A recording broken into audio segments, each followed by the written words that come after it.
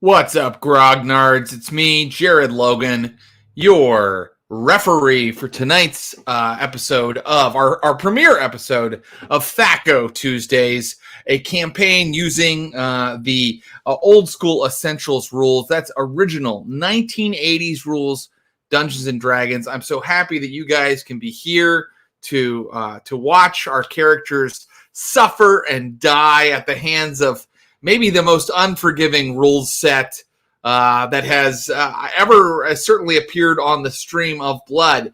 But something that's really cool about these games is that they get played a totally different way. And we hope you appreciate that too tonight. I'll just let you know a couple things that are happening on the stream of blood, and then I'm going to bring in the really fantastic players that we lined up for tonight's game. I want you to know that Thursday, we are starting a new storyline for our Call of Cthulhu game, The Neptune Society. Thursday and the Thursday after that, you can tune in at 6 p.m. Pacific to check out The Neptune Society, our new storyline, The Toy Maker of York, which promises to be a gruesome mystery investigation in the year 1869. We're going to have fantastic players for that, including Eliza Skinner.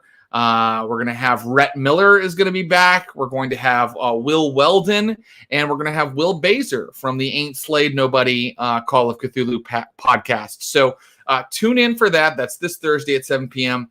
Then Saturday, I am very proud to announce that at 6 p.m. Pacific on Saturday, we are back with another crew in our Blades in the Dark universe. This time, the crew will be led by one of our favorites, Becca Scott, and members of her Good Time Society streaming channel.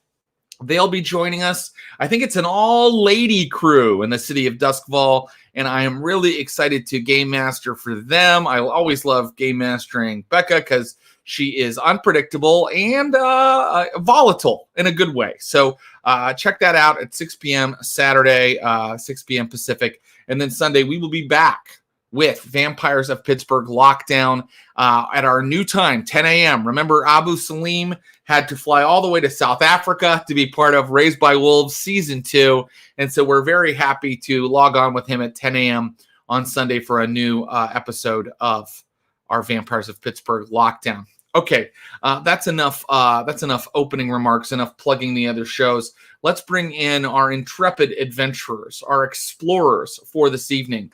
This guy plays Jeremiah on the Ain't Slayed Nobody podcast. He is coming to us live from Dallas, goddamn Texas. Please welcome WES DAVIS, everybody. Hi there. It's good to What's be here. up, buddy? How's it going? Oh, it's good, man. How are you? I am feeling good. I am excited to get into some old school dungeoneering. Now, I know that you have limited experience with Dungeons and Dragons and with these old school rules. So, tell us a little bit about your character. Like, how are they doing? Like in terms of their HP and things like that. Yeah, Barry the elf here. He's a little rough around the edges. We only have 5 hit points today. So if I play him like I play Jeremiah on Ain't Slayed, he's going to die in about 5 minutes. So I've got to be a little bit more reserved. You'll have to use clever strategy. And just so the viewers know, he is the member of our party tonight with the most hit points at 5. I'm safe. So this promises to be just as horrific as Ain't Slayed normally is. Shout out to any Ain't Slayed fans who have joined us tonight. I'm a huge fan of your show. You're going to be in a different type of frontier tonight. Okay. But welcome, Wes. Okay. Thanks for having me. Yes, of course. This gentleman is the game master. Sorry, keeper. Important to use the right terminology. The keeper for the Spot Hidden Call of Cthulhu streaming show. He's an actor and an improviser. And tonight, I think he is playing a halfling. And you should really check out our character creation video we made today when we have it up, because we completely randomized the entire process. So he randomly rolled a halfling. Please welcome, everybody, the charming London Carlisle. Hello. What's up, man? Nothing much. I'm still crying over my character sheet, but other than that, we're good. Yeah. So your poor little halfling. He has like 2 good scores. What are his good scores? His good scores are strength and charisma. So you know what? He has some nice pectorals, some nice deltoids, and also a nice. I imagine him having a nice, charming voice as well. Hopefully, we get that chainmail off at some point and just see those muscles. You know, nothing like a hot halfling sweating in the sun to make everybody feel good. Oh, know? Jared! Oh my goodness, you got me going. The Lord of the Rings fan fiction I write has a lot of that. I wish him luck. So we have Barry the Elf, and this is Hannibal Hotwater is the name of your halfling. Is that right? Indeed, Hannibal Hotwater of the Hotwater family, I guess. The Hotwater halflings. I get it. Hotwater halflings, yes. Probably a whole clan, right? I almost said Hobbiton. Yeah. Trying to keep away from that. Well, maybe they are from some sort of Hobbiton type place. This is old school, so I'm going to let you define that kind of stuff. Just tell me what you think if one of those questions even comes up. I will tell you that our friend Hannibal has traveled far from home, and I'm excited to get into that in a second. But right now, I'm going to bring in our third final player. I'm really happy that she got to come back and join us again because she was so great on the Neptune Society these many months ago. And she's come back to play a little old school 1980s style D&D with us. You may have seen her on G4. Please welcome the charming Alison Haislip. What up? What's up? I almost called you Alison because you and I are both drinking very high ABV beers tonight. 10%, man. 10%. I will say my last name gets mispronounced quite often. It's very rare that my first name gets mispronounced. So there you go. Did I get it right? Haislip? Yeah, you did. Okay, great. What do people say? People mispronounce my first name. People say Haislip or Haislip. Yeah. The worst was one time I checked into a hotel and they couldn't find my room. And then the person was like, oh, here it is. They spelled your last name Haislit. And I was like, I never want to hear that again. No. Who like heard you talking on the phone and was like, okay, Haislit. Like that's, I'm sorry for saying it again, but I also make it a point like to spell my last name over the phone. I'm always like P as in Peter when I say the last letter. So I always talk about my mom's first name, which is actually truly kind of difficult. It's Lietta. Lietta. And then every time she's like having her name called out someplace, they're like Leotra every time. So yes, guys, give your children simple names. Ted. I don't John. think they get choice over their last name. Yeah, they can't choose their last name. It could be Carlisle. You should change yours for Hollywood, Alison. Might be a little late for that. Yeah, it might be a little late. Your character has a different name tonight anyway. Well, perfect segue, Logan. What is your character's name? Chickpea. Chickpea. Yeah. Chickpea is a magic user. Yes. She's a solo artist, so she only has one name. Yes, that's perfect. Yes, this is old school beer and pretzels rules, and if you ever played Dungeons and Dragons with your friends when you were 12, characters named things like Chickpea and Barry were quite common. So Chickpea is a legal name in this universe, and Chickpea is joining us. Tell us how much HP poor Chickpea has. 2 HP and no armor, because according to the rules, and I just want to show everybody, because I want people to know about this game. This is, here we go, old school essentials. And basically it is the rule. Yeah, thank you, from Necrotic Gnome Games, which is a great business name, Necrotic Gnome. And this game basically copies the, BX manuals from Dungeons and Dragons. There's a weird legal loophole where you cannot copyright rules. So this game takes the old 1981, 1983 BX rules and puts it in a beautiful, like, readable format, which those books are not in. And I will be running a BX Dungeons and Dragons dungeon module tonight. I am not going to tell the chat which one it is, but they are welcome to guess the entire time. I bet they'll get it pretty quickly. But please throw out your guesses as we play. Are you guys ready to play some 1980s D&D? Let's do it. All right, then start getting drunk, because here we go. Here is my opening scrawl. After many weeks at sea, your ship is finally in sight of the Isle of the Sword. It is said mankind was born here, fashioned by the gods to be their greatest creation, and that some of the first tribes, the Danu Day, still dwell here, along with the gods' less successful experiments. The Isle of the Sword looms before you. Sea spray batters against its rocky cliffs. Above the rocks, trees of the deepest green are cloaked in gray mist. This is truly a virgin land, untouched by the horrors of civilization, horrors you know all too well. You have come here to be part of one of the first colonies in the far seas on the Isle of the Sword.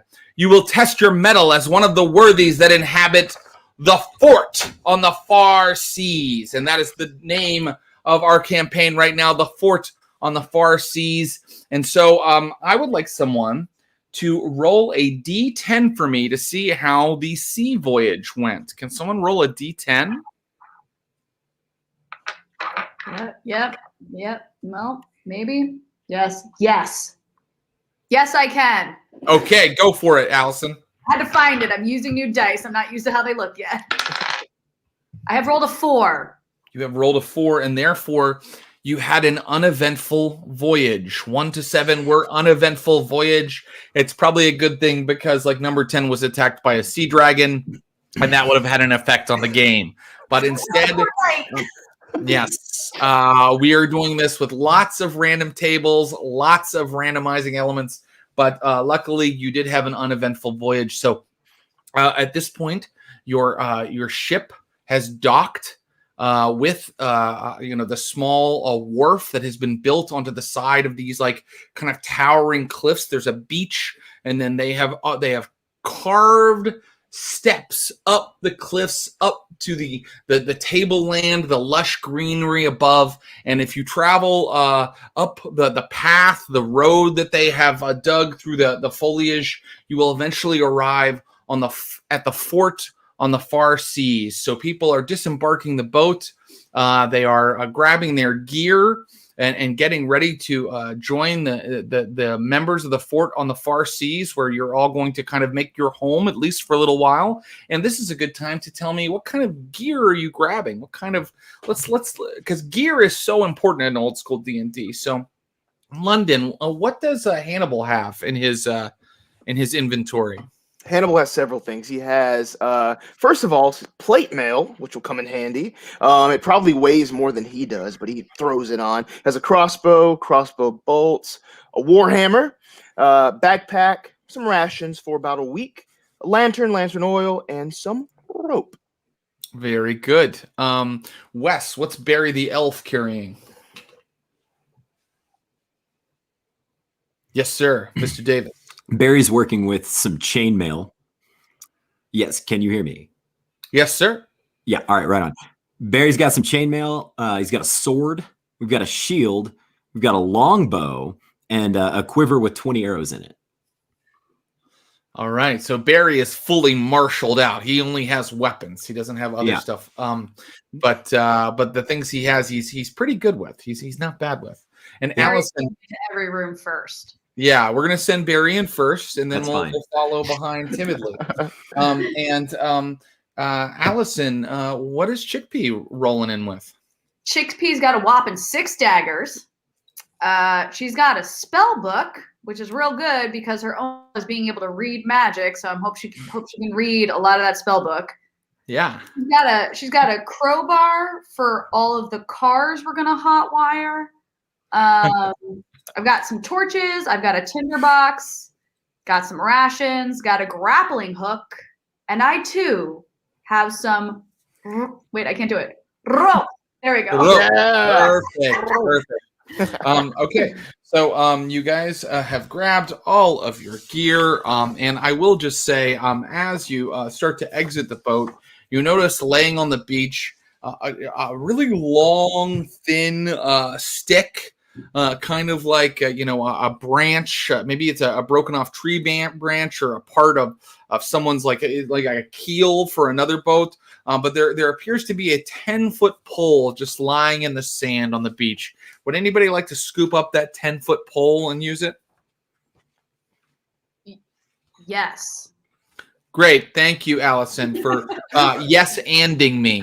Yes. And so our friend Chickpea may add to her inventory, and you should be able to plop it right into that form fillable character sheet. A 10-foot pole. People are getting onto little wagons that will drive you up the slopes, up the hills, into the hills to arrive at the fort on the far seas. Would people like to jump onto a wagon, or would you like to walk?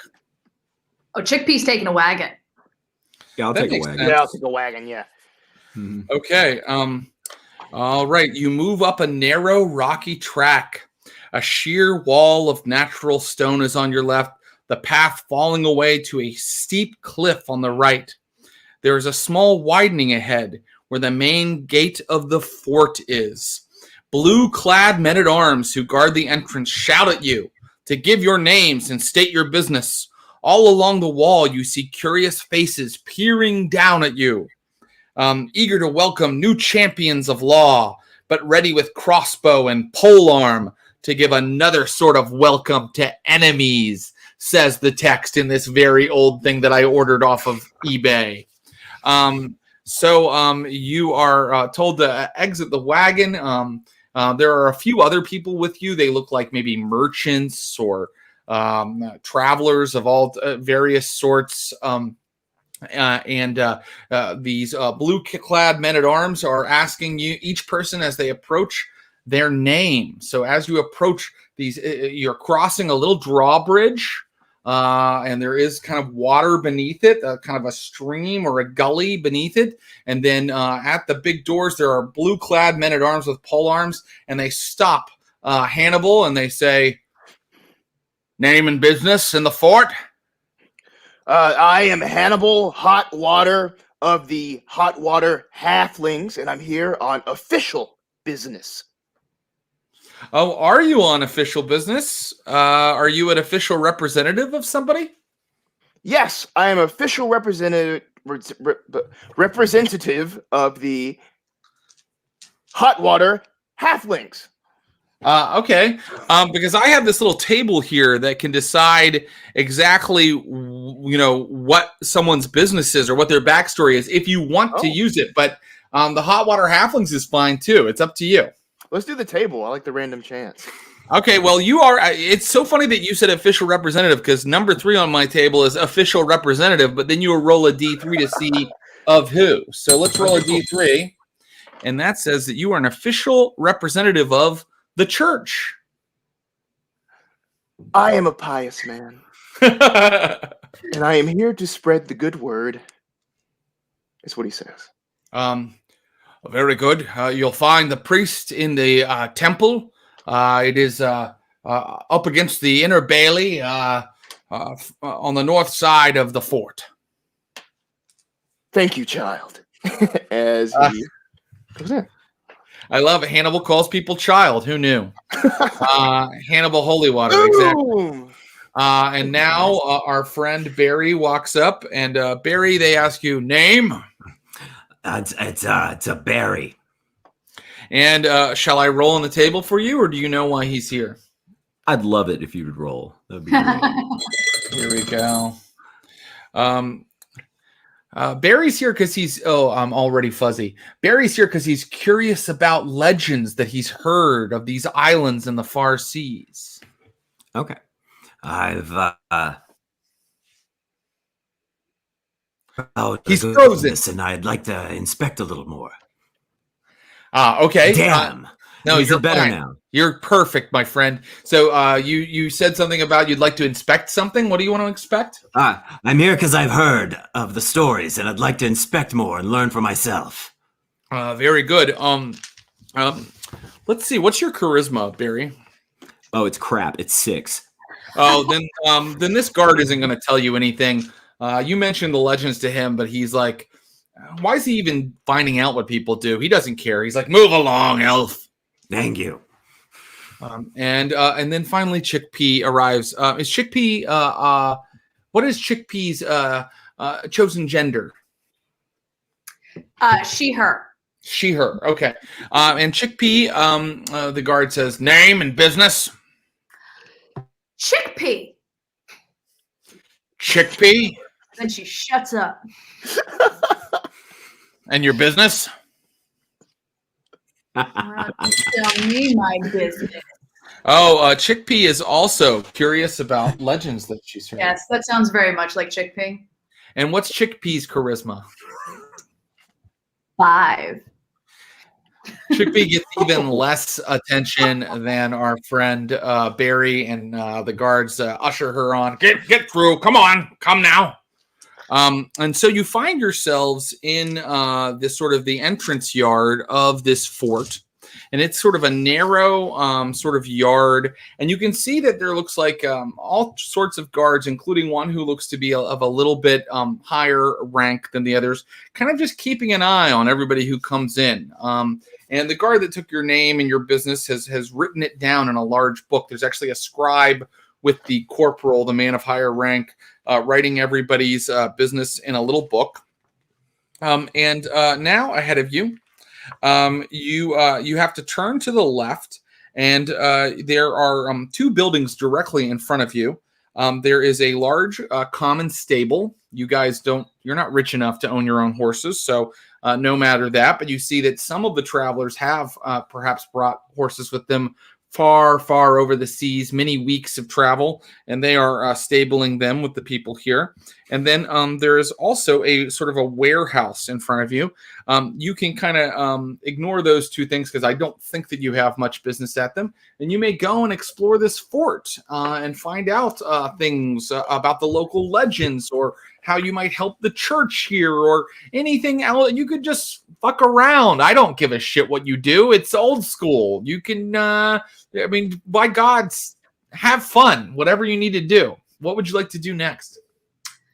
Chickpea asks if there's a library in this fort, or a study, or a place with a lot of books and scrolls.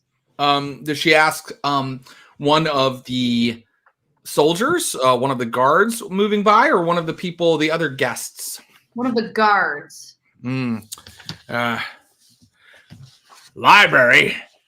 Nothing like that here, miss. This is a frontier place, full of frontier men fighting hard to survive. We've got no time for book learning. Okay. You'll find the Traveler's Inn around the corner there, and there's a tavern beside that. If you want to learn something here, go get drunk.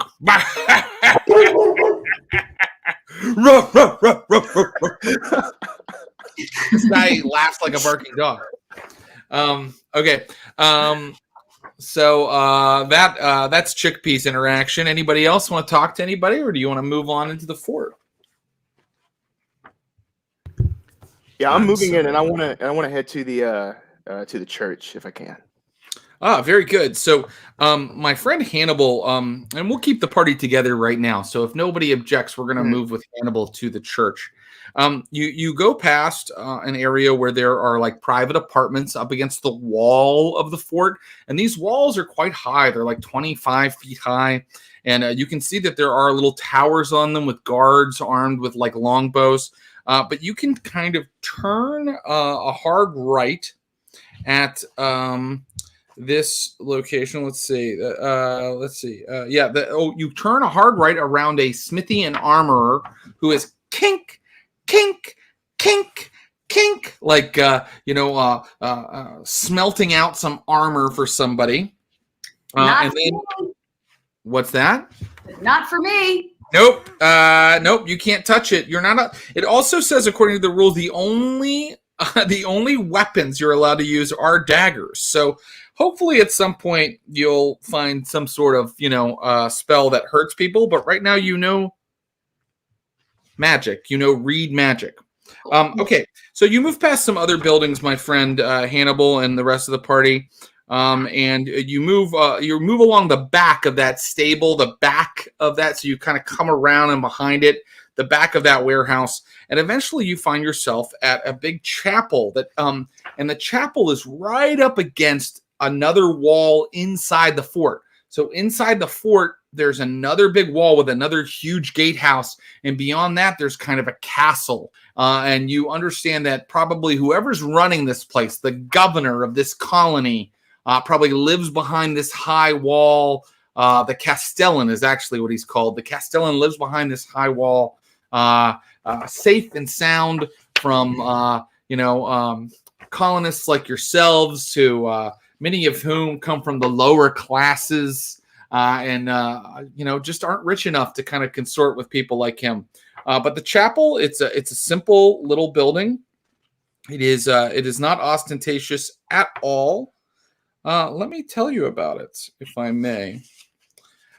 These old books are so funny. They just have piles and piles of text here. But I'm going to find a little bit about.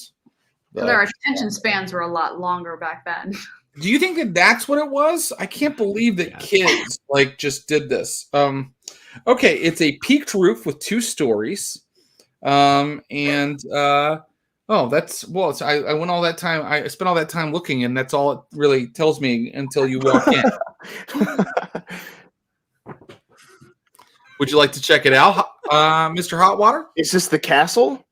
No, sir. You said you wanted to go to the chapel. Okay, right? yeah, okay, yeah, the church. Yeah, So I'll go inside, or is there any priests outside of it at all? There are no priests outside, but if you go inside, you see that it is just one large room with a big altar in the back, and it has a window that is very tall and wide, and there's an offering box fastened securely atop a heavy pedestal in the southeast corner. And you see a priest there who is kind of, doing the daily business. What do priests do? What do priests do during the day? I guess maybe he's writing a sermon. Yeah, that sounds good. I guess I'm supposed to come up with this stuff, right? He's sitting and writing a sermon, and he doesn't see you come in. So from the entrance, hello, Father. Hello there. Hello. Hi, it's Hannibal Hotwater of the Hotwater Halflings, the priest. I'm religious now. Bless you, my son. Come in, come in. Are you thirsty? Are you hungry?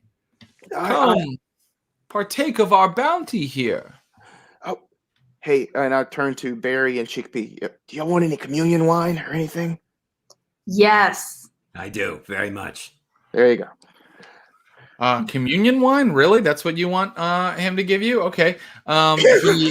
He's like, well, I don't normally do this, but you've traveled a long way. Why not? And he breaks in. I guess this. So, what is the god of this priest? Chat. Let me know what you think the god should be. Particularly if you're familiar with the original Dungeons and Dragons accessory deities and demigods. Choose anything out of that, or Asmodeus. Oh my God, that's an ancient demon. Miss Mick, I'm not going to choose that. Any god you like. But apparently there's also communion. Someone has just suggested Haislip. No, and we're not going to say that again. No Cthulhu entities. Someone just wrote Dillinger Escape Plan. Let's see. Yeah, let's go lawful, guys. Paimon, Shantae. Oh, they're using all these D&D gods. I don't like any of those. I want something from mythology. Come on, guys. Pikachu's not a good answer. Kali? Come on, give me a lawful god. Enkidu, done. Oof, that took a while. Thank you, Vampire Vaxeldan. They worship Enkidu here. The panther, I think it's the panther of Babylonian lore. And so there are all these like beautiful panther tapestries up on the wall. But there is a communion as well. It's a combination of Enkidu worship and Catholicism.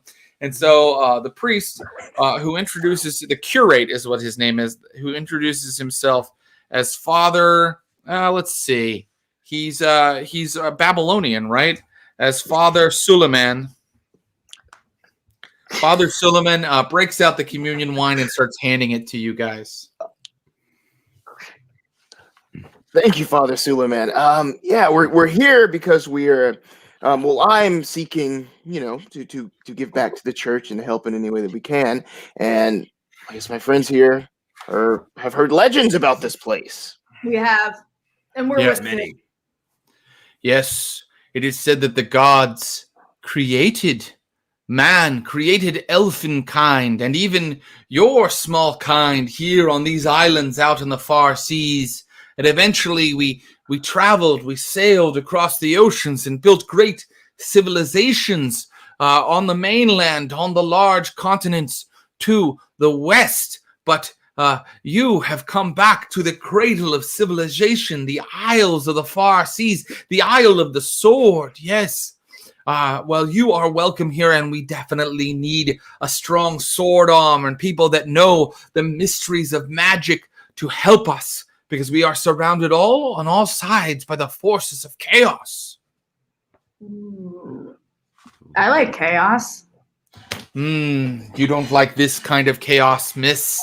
No. Why, there are horrible half-human monsters lurking only a few miles from here, in a place called the Caves of Chaos. Yes, and they seek always to destroy our colony, destroy our fort, and if they do, the capitalist concerns that seek to tear down these trees will be stopped. And that we can't allow that to happen. Religion works hand in hand with that kind of business. I just wink at him. I can tell you several things about the caves if you'd like. I would love to know more about these chaotic caves. Some say that there are hordes of tiny dog men in the lower caves. I'm going to give you 3 rumors. Yes, we've sent some warriors to fight with these dog men, vicious little creatures. They seek only blood and they feel only hate. But on several occasions, we've gotten them to run from our men-at-arms. And when they do, they scream, "Briac! Briac!" which is their a word for surrender or run. And the final rumor I can give you from the rumor table is that you must always beware if you choose to venture toward these caves of chaos. Always beware, because there are many different types of people who come to the edge of the earth, who come out into the isles of the far seas, and not everyone is trustworthy. Some people can be quite dangerous, so beware your own companions, and beware anyone you meet. Many lost souls find their way out here to the Isle of the Sword. This is good wine. Alrighty then. Which way did you say the caves are? They are to the east of here. And these half-dog people live there, yes? Yes, they live in the lower caves, yes. Ooh. Interesting. And we could just go there. You could, but I would make sure that you have everything you need and that you are ready to meet the forces of chaos in deadly, fatal battle. Because they give no quarter. I'll consider that. So now that we've kicked off happy hour with this communion wine, where can we continue the party in, say, a tavern? Yes, the tavern is right beside the Traveler's Rest Inn. It's back near where you came in. Hey, buddies. Yeah. What do you say we go catch another brewski at the tavern and see if we can learn more about these dog dudes. Sounds good to me. I'm very much in. Yes. As you leave, the curate Suleiman grabs you on the shoulder, Hotwater, and he says, "Be sure to report back to me, my son. The church needs to know if Enkidu and his followers, our divine crusade, we need to know how it's going. I must report back to the central church on the mainland." Yes, Father. I'll gather any intel that I can and bring it back to you. Very good. And so you go back toward where you kind of skirted by the smithy, and you go back to where you come eventually into a little square with a fountain. And the fountain is burbling water. And in front of that fountain, you can see both a place called the Travelers Rest Inn, and then attached to that, a nameless tavern. And inside there are people drinking. Hey guys, what do you say we go into this nameless tavern and make a name for ourselves? Hey, see what you did there. I'm down. Great. I don't really get it, but I will go. Okay, Barry, it's fine. Just come on. Thank you. There is a barkeep within, and there are several people milling about. I'm going to see who is here very quickly. Okay. Yes, there's a barkeep within, and there is a menu on the wall. They have ale, small beer, wine, honey mead, bark tea, and a collection of foods as well. Let's see. There is a chance. There's a chance that certain people are here. Right now, I can tell you that there are only. Oh, well, there are 10 people. So I guess a lot of the travelers that disembarked from the ship are kind of making their first stop here. People are drinking and talking, so there's a lot of chances to gain rumors or start to build your legend. Who would you like to talk to, or what would you like to do? I go up to the barkeep and I order an ale. Very good. An ale. That's one electrum piece, which is a small. I think it's a small fraction of the. I need the conversion table.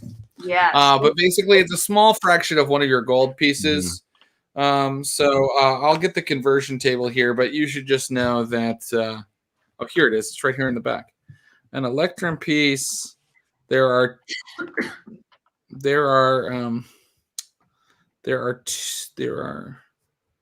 two electrum pieces and a gold piece. So take off one of your gold and put that you have one electrum. And he slides an ale to you. Great. And then he pours one of his own. And he says, "Welcome, miss, to the fort on the far seas. To your health." And I give him a good cheers.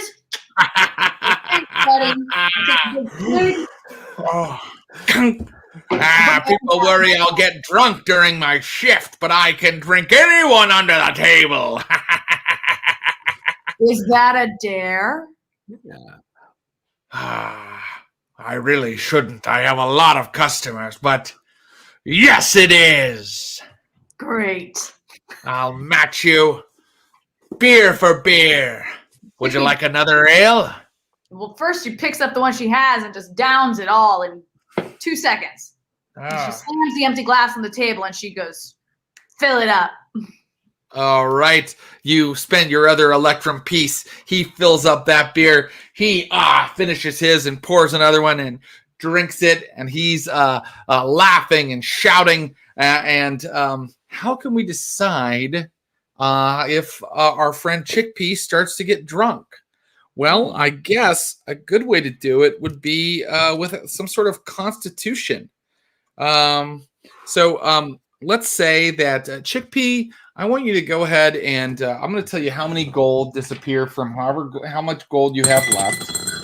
Okay, only one more gold disappears from however much gold you have left. He's being really generous. He's giving you discounts as long as you drink with him. And now you are going to roll a d20 and see if you can get a result that is lower or equal to your Constitution score. I have rolled an 8, and my Constitution is 14. Oh, very good. Yeah, you did very well. Let's see how he does. Okay. And his Constitution. What did he roll? Okay, yeah. He's doing well too. Do you want to keep spending and drinking with him? Oh, yes. Yes, I do. Okay. Well, in that case, then I'm going to tell you how much more gold you spend. You spend 6 more gold this time. Do you have it? No. How much do you have left? 5. Okay, go down to 0. And yeah, you started getting drunk. Okay, this time I've rolled how he's doing on the drinking contest, and you need to give me another roll. Try to roll less than or equal to your Constitution. I rolled a 9. Great. Well, okay. So you're out of money, are ya? I am, but I ain't out of drinking room. Well, you didn't drink me under the table, but you didn't go under the table either. Oh, God, you are one magnificent wench. Well, listen, this one's on the house. He puts another ale in front of you. Boy, Chickpea can really party. And he seems to like you, Chickpea, even though you only have that 5 charisma. So you can ask him questions or pretty much get whatever information you want out of him. He really respects you. Great. I go, hey, barkeep, what do you know about them dar caves out there that got these dog people in them? The Caves of Chaos? Mm-hmm. The fort needs to clear that place out. I keep waiting for the Castellan to send his forces in a great number, but there aren't that many guards here, and we need them to keep the fort safe. And now he's going to give you. I mean, that was a magnificent performance by Chickpea. So he's going to give you 2 rumors, Chickpea. Yeah. The first one he says is, it's a horrible place. Horrible. And even the countryside surrounding the fort can be quite dangerous. By somewhere out there's some sort of beast that eats men. Beware it on your way to the caves. Many have fallen going solo to the caves to try to earn their fortune. This eater of men has ripped them to shreds, and we find their carcass in the morning. Then he rolls on the rumor table again, and he says, there are bugbears in the caves. You ever seen a bugbear, miss? I have not. Yes. They're big, and they're muscly. And they look like pigs. Big swine. Why are they called a bugbear? Yeah. That's just what. Hey, Lou, why are they called bugbears? Because he doesn't know. It's just what people named them. Okay, got it. It's a silly name, but you won't feel very silly when one's putting its axe through your skull. Oh, these pig creatures carry axes. Axes and knives and bows, and they've got many cunning traps set at the caves. So be sure to keep an eye keen while you're exploring them, if you're fool enough to go there. Thank you. You're very welcome. There are many. You are now out of money completely. There are many people sitting around.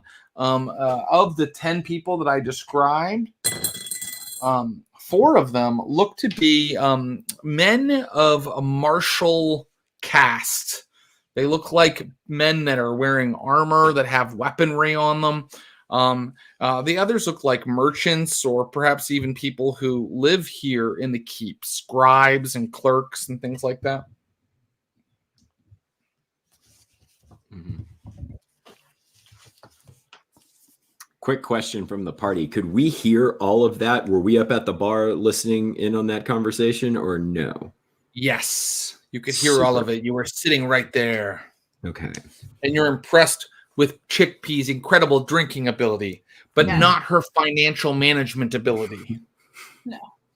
And I turn to Barry and Hannibal and go, guys, no one else can tell, but I'm real drunk. So I think you need to go talk to some other people, and I need to stay here and like just try to keep my shit together. Yeah. You sober up. You got it. Barkeep, could we get a glass of water over here? And try to get that for a Chickpea to help this. Water? I'll send the boy out to the pump. Oh, Timon, go get some water for the nice lady. Thank you, Timon. Okay. And a young man runs out to the fountain to go get some water. And soon returns with a simple wooden cup full of water. Barry and my friend Hannibal, with whom do you speak? Barry's going to order 5 small beers and walk them over to the gentleman of martial stature. They're all sitting together. Okay, they're all at a table. 5 small beers. Well, you said we only said small beer. You didn't mention like a venti or a Trenta. So, like, what are we working with? Well, no, this is a great question. Small beer is a common drink in the campaign world. It's also a common drink in medieval times, and it's basically watered down beer. And people drank it all the time. Instead of water, they often drank small beer in like medieval England and in places like that. And instead of Pepsi, they had small beer. That's got it. Instead of the Weekend Pepsi halftime show, they had the minstrel small beer halftime show. Coors Light. That's good. Exactly. So, can I flip that order to 5 ales? You can, if you can break that many gold pieces. How much gold do you have on your sheet? I've been looking. I thought when we talked earlier, I had a decent amount, but I'm having trouble finding it on my character sheet because I spent it all on equipment for you. But you'll see at the top of your equipment list, you have 5. So you have 5. So you have 10 electrum pieces. So you can go ahead and say that. Let's see, that's 2. Is that half? 4. So you have 2 gold and 1 electrum piece left when you buy 5 ales, and good on you, because what you've done is you've bought them a little better vintage. And I know that Barry the elf has a charisma of 6, so this is the only way that I think I would have allowed him to even make any headway with them. But you buy them all an ale, and they're like, "Oh, thank you much, thank you kindly." You're welcome. You're welcome. What do you know about these caves down here? We've come to try to make a living by exploring them. We 4 are mercenaries from the mainland, from Venuspana and Pandua. Aye, and we're going to go into the caves and bring back the scalps of the dog men and rip off the tusks of the pig men. Are you looking to hire a mercenary? No. I was looking for a little bit more information. I don't know if I can afford you. What's your rate? Well, lad, this is another one, because there's 4 of them.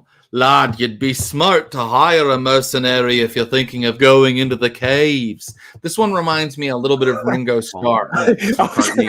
Yeah. If you're looking to go into the caves, you're going to want to take a mercenary or 2 with you. And this one, his name is Ringo too, by the way. That's his name. And he says, we have very, very affordable rates. And I'll tell you what those rates are right now.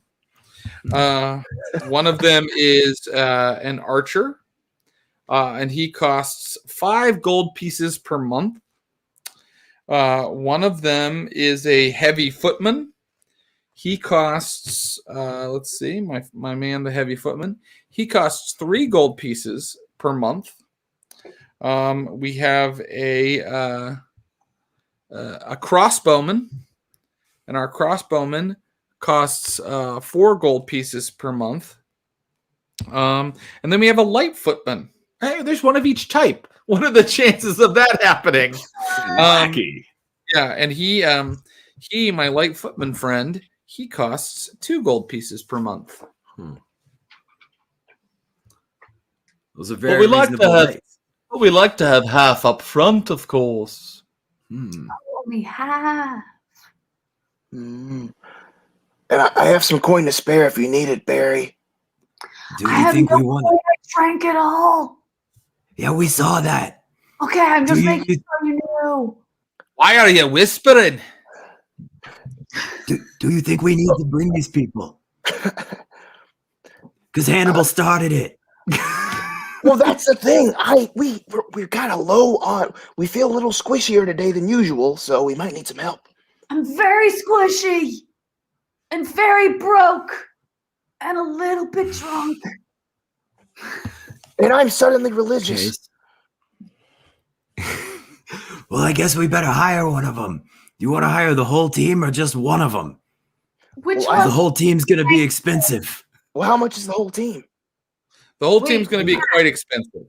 5 plus 4 plus 3 plus 2. Plus 2. 14. Yeah. We don't have that. I got Do we have 7. 7? They only need half up front. Hmm.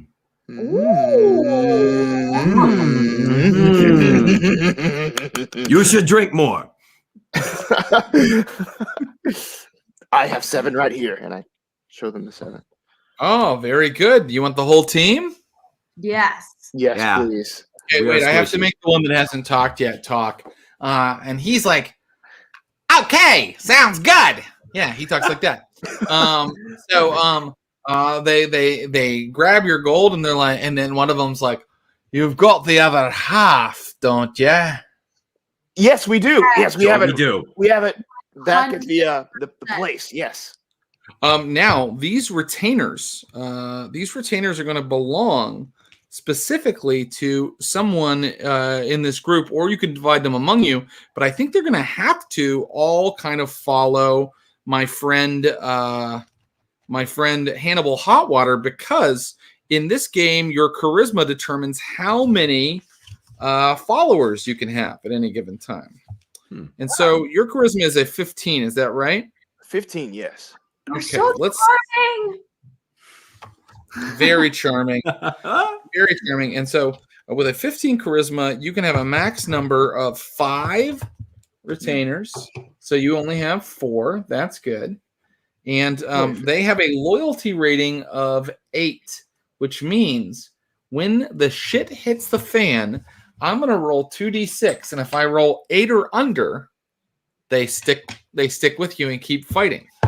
But otherwise, they're like, I don't need that gold that bad, or I already have half of it up front, and they run and hide.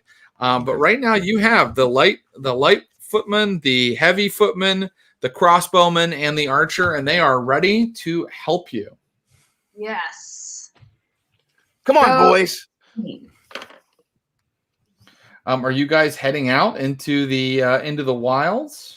Or are you going to spend a night at the Traveler's Rest Inn first? Think maybe I need to sleep a night, you guys. That's probably a good idea. Great. Okay. Light heavy and archer. Okay. So I'm just kind of getting your hirelings ready to work for you. If you want to sleep, it's 1 silver piece in the common room of the Traveler's Rest Inn, or it's 1 gold piece to take one of the private rooms. And there are only, luckily there are 3 available. How much is it to sleep in the stables? That costs nothing, but someone might have a problem with it. Who wants to pay for my room for the night? Already, Chickpea is having to borrow things. It's not looking good. I'm broke too. I also have no money. She's that friend. You guys should just head out. You guys should just head out on the expedition. All right. You're out of gold. I got You're out of you. The only way to get more gold is to go kill things. I would enjoy that greatly. That's true. That is true. All right. Are you taking your 4 men, your party of 4 men, to help you in going out on the expedition? Yeah, they're on the clock, dude. The Beatles are coming with us. Charming halfling. Very good. All right, and so you head out. You head out across the. Here we go. Yeah, you head out of the front doors of the keep, and right now we're going to say that it is the late afternoon, and one of the guardsmen says, "Keep pulls up the drawbridge at night." Is it already night? Nope, it's late afternoon. Man, I got drunk real early in the day. Yeah, you did. But it was like a special day. Everybody was kind of like getting together like after they had a long boat ride. It makes sense. Bugbears that don't look anything like a bug or a bear. They look like pigs. That carry axes. Makes no sense. Yeah, it could be bad. It could be a scary thing, but you guys have decided to head out. Are you going to try to walk east to the Caves of Chaos? Let's do it. Yeah, I think we got to. Yeah, let's go. Very good. So I will let you know that exiting the fort, you come down the hill, that little cliff I mentioned, that little path I mentioned, and you come to a fork. And one end of the fork to your right kind of leads back down to the cliffs and the beach, back to the edge of the Isle of the Sword here. But the other side of the fork, the left turn in the fork, that leads eastward. It leads eastward. And if you head in that direction, if you head east, you will have to your north, to your left side, lots of forest, thick forest. And then to the south of you, on your right side, as you head down that road, you will have a flowing river and marshland around that river. And you can certainly explore any of these locations, or you can just follow this path that seems to head eastward. I mean, I still got a 10-foot stick. What if we go explore the marshes a little bit and see what we find over there? Okay. If you want to go explore the marshes, you certainly can. Yeah, we head over there, and I take my 10-foot long pole and I just start sticking it in the marsh area to see if I find anything. Great. So you head toward the marshes, and if I look at my thing here, I think you can come to some marshland before you that kind of is up against the river, but is kind of before you get to the river. Yeah, certainly. And Chickpea is very smartly sticking in her 10-foot pole to make sure you're not going to fall into some quicksand or anything like that. And you're not having any trouble. And eventually you come south. You've come south of the path. You've come south into the marshland for in maybe an hour. And you come to where the river is sort of like cutting through the marshland wide and deep. And even out in the middle of the river, you can see that it forks off into several tributaries here, maybe some of it leading to the sea. And there are little islands in the midst of it. And then on the other side of the river, way far out in the middle of some more marshland, you can see kind of like a mound kind of sticking up out of the marsh, kind of a brown mound, the only kind of structure that's visible in this area. Is it moving at all, or is it just stationary? It's so large that if it were moving, you'd be in big trouble. It looks like it might be a building or a, kind of a hillock or okay something like that. Yeah, it's stationary. Okay, gotcha. And it's on the other side of the river from you right now as well. Okay, so we'd have to swim to get it, or to get you'd have to get across the river. That's right. All right.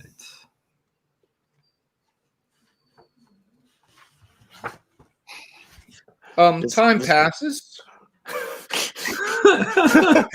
No, I'm gonna use the wilderness encounter rules that tell us how time passes and things like that. So let me just find that for us, okay? Here we go. So we've decided to travel south. I'm gonna check for a wandering monster because you guys have been traveling for a while. Good times. A good old Let's see how it wandering goes. monster. Yeah, it happens. It happens. Here we go. Where is my? Yeah, here it is. Okay. So, I need to roll a d12 on this table, not a d20. Okay. Lucky you. The only thing you see out here in the muck and the mire is a hawk kind of circling overhead. And it's not that interested in you. You guys, despite Chickpea's very prudent kind of checking ahead, you're kind of covered in mud already. There are like big, thick mosquitoes buzzing around here. So you can say, we want to keep exploring this area, go across the river, maybe to that one location we've kind of discovered, or you can head back to the path, or a third or fourth thing I haven't thought of. I feel like we've got to check out this mound. I just feel like I can't be the first one to go. Oh yeah. Well, me neither. Let's send one of these dudes we got. I'm very interested. I'll go with somebody. All right. Okay. All right, Barry. Yeah. Heavy foot? Is that? I think the heavy footman sounds good. Yeah. Sturdy guy. Oh yeah, I forgot you have all these men with you. I forgot too. I was like, who's he talking about? And they're like, oh. you want we should cross the river, sir? Yes. Yeah. They. Yeah, There's I think something we over should. there. Yeah. Right, Barry. Very good. I'm going to bring up their stats. Luckily, I have prepared for just such an occasion. And it's going to be one of those great things that old school D&D brings to you, which is where if these guys start fighting, your players sit and watch as the DM fights himself for a while. Always a good time. Here we go. Okay, I've got him right here. I've got my man.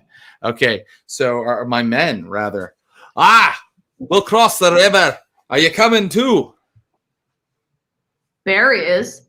I'm going. Okay. Very good. You'll have to wade into the water and you'll have to swim a little bit. Is everybody okay with that? I'm staying on the other side of the river. Oh, you're staying back. Oh yeah, me too. Yeah. Chickpea and Hannibal. Just so Chickpea and Hannibal are staying back, but our friend the elf Barry is going to lead the men over to this mountain. Terrible idea. Okay, I think that I'm not going to make you roll or anything to cross the river, my friend Barry, but I'm going to look here. Oh, look here. Barry doesn't have anything that would mess with his that the water would mess with, so you're able to kind of wade down into the water. Your heavy chainmail sort of weighs you down, but by kind of just staying the course and kind of like pushing through, you get across to the other side of the river, and as you do so, the sun is fully going down in the west, and things are getting dark, and the night sounds are starting to pick up out in this swamp.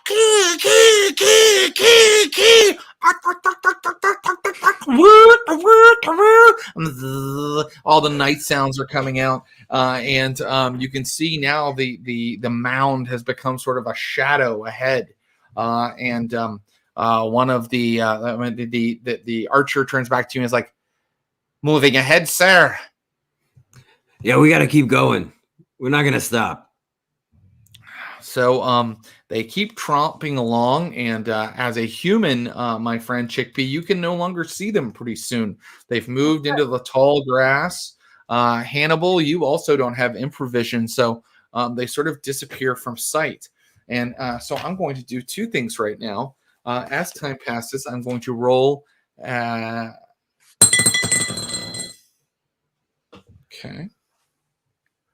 How wide is this river? It's wide. It's like it's probably like 40 feet across. Oh, got it. Got it.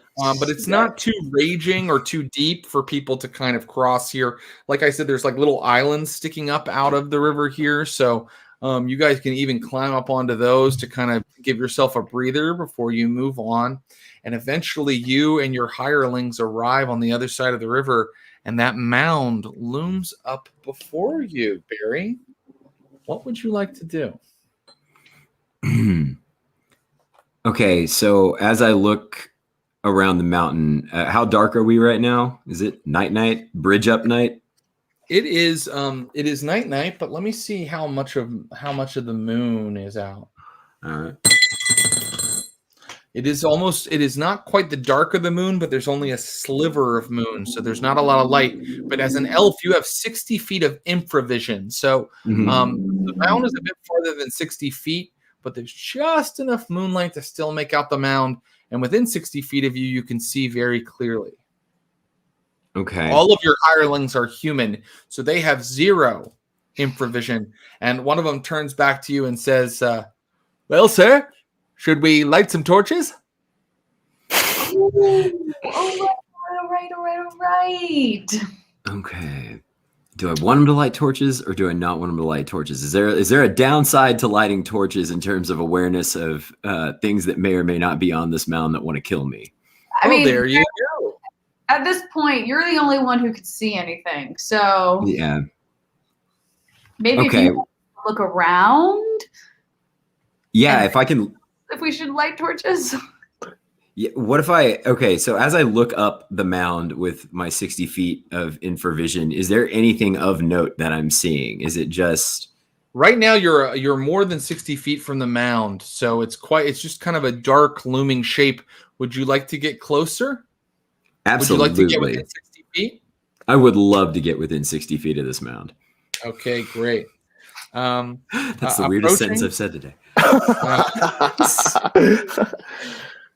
Okay, so approaching closer, you are now hearing sounds of things moving about, and your infravision is now picking up humanoids who are kind of coming out of this mound, and they seem to sort of be stretching and looking up at the moon and like kind of like making breathing sounds at each other.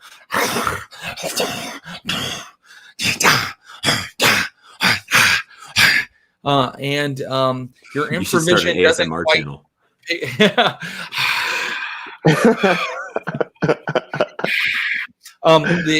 infravision can't pick out exactly what they are, but they look to have like kind of like long snouts, and they're at least as tall as humans, and they are armed. Uh-huh. They're carrying weapons. It looks like axes. Yeah, and there are now 5 of them outside, and the hirelings are kind of all around you, and unfortunately, everybody is making noise because nobody is a thief and nobody has the move silently skill. So, what are you ordering them to do, Barry? Stand still. You guys got to stand still. There's something in the distance. We have to figure out what it is, but you guys got to stand really still and be really quiet. Are you talking to them? Yes.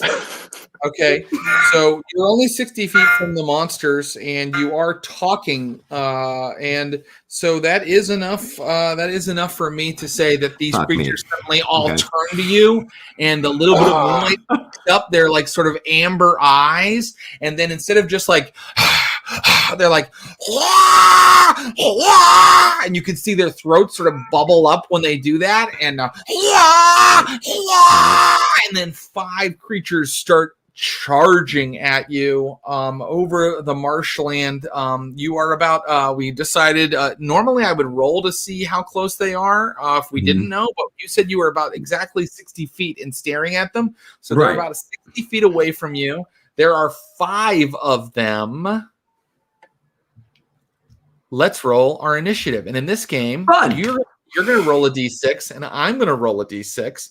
And whoever rolls higher, that's the side that goes first. All right, ready? I'm ready. I got a 1, so have fun. Guess what? So did they. Oh, nice. Allison, you're unfortunately Chickpea is not in this combat. So Chickpea is like, oh, and Chickpea. I rolled to see what Chickpea is doing, and that same hawk, the random table said that same hawk is just sort of like in a tree, like watching her. Does it mean something? We can find out soon. I will say that if people, if Hannibal and Chickpea decide, oh, they've been gone too long or something like that, you could start to approach, but you're quite a ways away. Let's go with whoever has the highest dexterity. What's your dexterity, my friend? My dex is 13.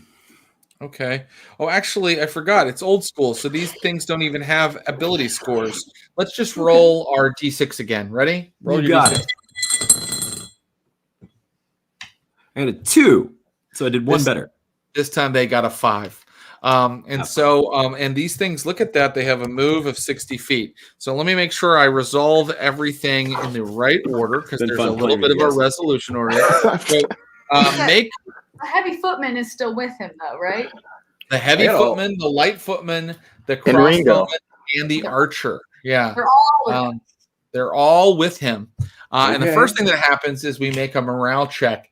And I have something to tell you. I'm going to be a nasty dungeon master, nasty referee, and I'm going to say I'm making a morale check for your guys instantly. They've never seen anything like this.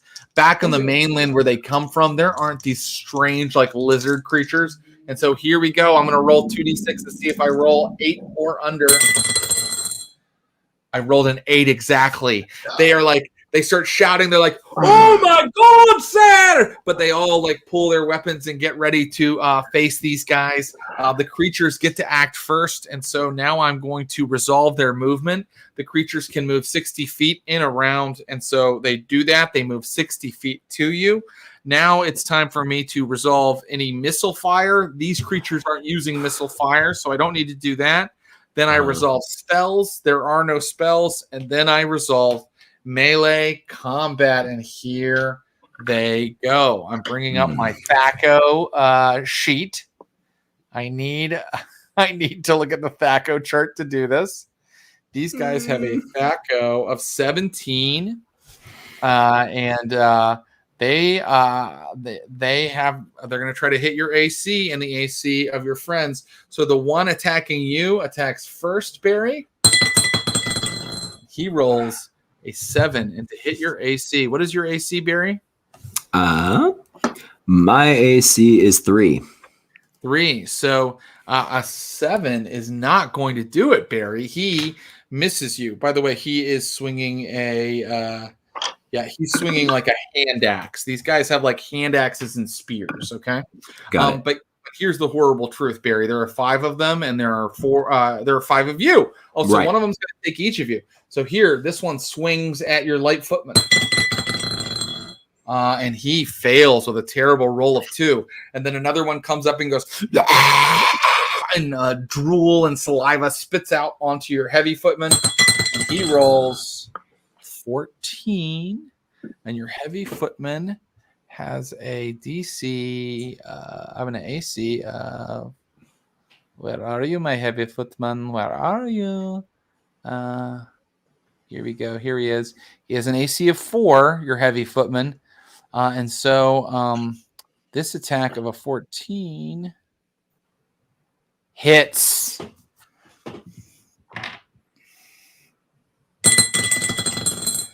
He only did 1 damage to your heavy footman. Your heavy footman's still in the game. And then finally, now we're on to the crossbowman. 1 attacks your crossbowman. And he's going to miss. And 1 attacks your archer. And he hits.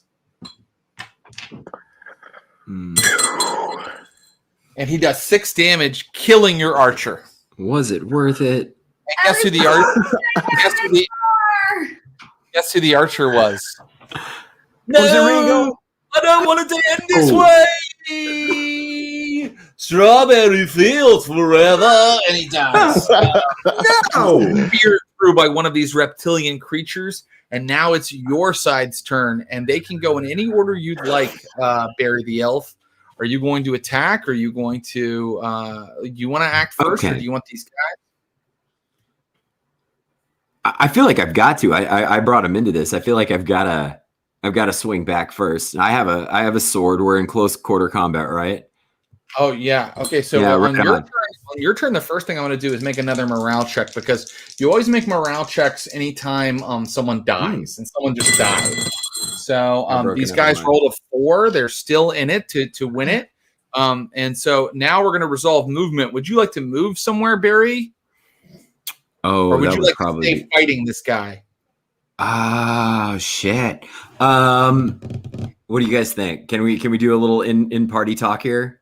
We could also ask the chat: should he run or should he fight? Oh, Should I run or fight? Oh yeah, interactive. Bingo, pa. Chat: That's should we right. fight? Run. Right. Point. Apparently the Beatles are here. Well, one of the hirelings kind of talked like Ringo. Bravely run away. Fight, kill. I got to go with Ain't Slate. I got to fight. Okay. And in fact, I think there are evasion rules that say you have to run before people start swinging weapons and hitting each other. So it would be tough to run anyway right now. We could adjudicate it, but it would be tough. So are you going to hit this guy that took a hand axe swing at you?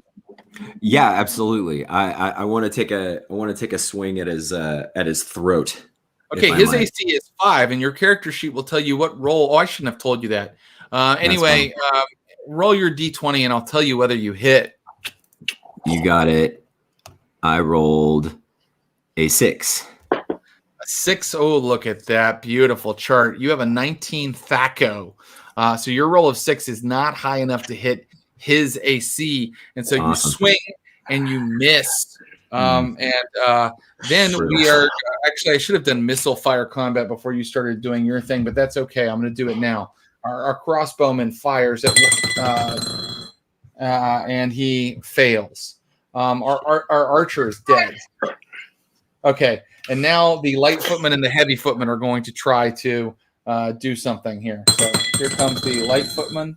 That's no good, boss. And here comes the heavy footman. Terrible rolls. Damn. So it is now their turn again. There are 5 of them and only 4 of you now. And 2 are going to attack the heavy footman because they think he is the biggest threat. And so here goes 1, and that's, let's see, AC 4. And he rolled a 15. Yep, that's enough to hit. And heavy footman takes 6 damage, meaning the heavy footman is now dead. Oh! Yep. Okay. No. I'm just spending all your money, Hannibal. Well, no, wait. We get it back. a second one attacks the heavy footman. Or no, he doesn't attack the heavy footman. He attacks the light footman because the heavy footman's dead. And when he does that, he scores an incredible roll. He gets enough to hit him, and he rolls how much damage? Oh my god! Kill. Re-roll that. I didn't see where it went. Okay, only 3. So the light footman is still in the game, but barely. And then 1 attacks your crossbowman.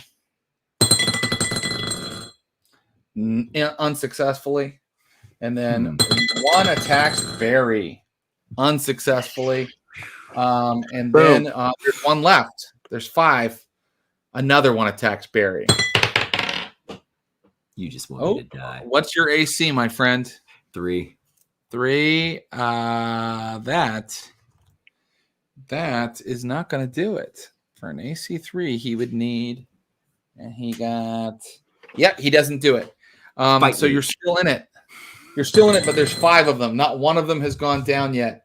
So here we go again. Another guy has died, so I'm making another morale check for your team of now 3 people. You and the light footman and the crossbowman. This isn't gonna be and they succeed again. They're sticking with you. And now do you want to move? Does anybody want to move? Oh man, a lot of me wants to GTFO.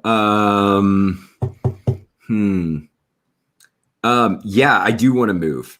Okay. I don't know if I want to run away, but I kind of want to go on him with the longbow. Okay, yeah, you could run back like you know your move length, and you could pull your longbow and start hitting them that way. Would you like to try that? I would love to try that because I'm going to try and get out of the way of these axes. Okay, this game has no like minor actions and major actions or anything like that, so I'm going to let you do all of that this turn. You run back. Okay. You run back. It says your character can go 30 feet when you're in the middle of an encounter. So you run back 30 feet.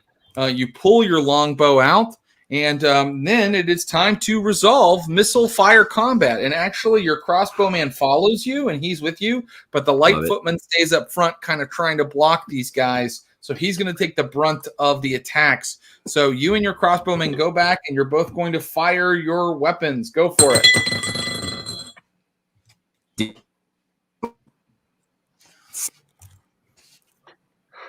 And that is... the crossbowman hit. Yes. Okay. Excellent. He did 1 HP damage to one of them. Awesome. That's a lot better not than that what great. we've been doing. No, but it's better than we've been doing. It is better than we've been doing. How did you do on your longbow attack? I rolled a 7. A 7. Okay. That's not enough. That's Great. no good. Awesome. And so these things these things are trying to run forward, but I think that 3 of them attack the are going to attack that light footman who's kind of trying to do he gets to do something though. Wait, I haven't attacked for him yet. Yeah, he did great. Yeah, he didn't kill one, but he did 4 damage to it. Okay. Okay, great. And so now it's their turn. And 2 of your guys are dead. You see them sinking into the mud and muck here in the darkness. Your infravision is going wild. Everything looks like it's in predator mode. And then these monsters start rushing forward. 3 are going to attack the light footman who just messed with them. Fail. Fail. Fail. Okay, and 2 are going to run to you and the crossbowman. Here's the guy that runs to the crossbowman and attacks. Fail. Ooh. And here's the one that runs up to you and attacks.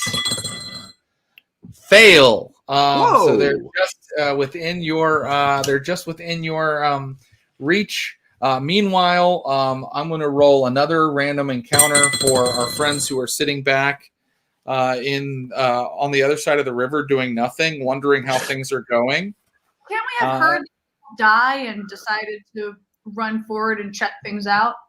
I think that seems fairly reasonable. It's a quiet night, and maybe over the rush of the water, you hear things happening. So, but you're having to move quickly, and so I would like you both to try to roll under your dexterity. Roll under your dexterity. All right.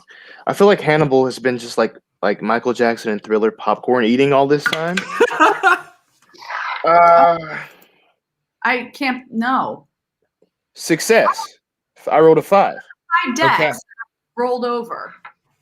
Okay, so of course our poor Chickpea is having trouble crossing the river, but Hannibal, you've moved to the other side of the river, and I'm going to say that you can reach your friends if you really kind of haul ass in 4 rounds. I mean, you guys are just pretty far away. You kind of look. I don't tell you what to do. I didn't tell you to stand back and eat popcorn. You kind of let him take his powerful fighting force over the river. So let's see. This is the first round. I'm going to keep track of it. And Hannibal, you're coming. Poor Chickpea, you can do the same thing in 5 rounds. Okay. It's just that you kind of fell into the water and are like sputtering and gulping in seawater. What's that? I was still kind of drunk. Yeah, Chickpea. You guys didn't even let Chickpea sober up. No. That's on you. Okay. That's our bad. So my guys ran forward. They whiffed their attacks, and so now your team gets a chance to fight again. Barry, are you moving again?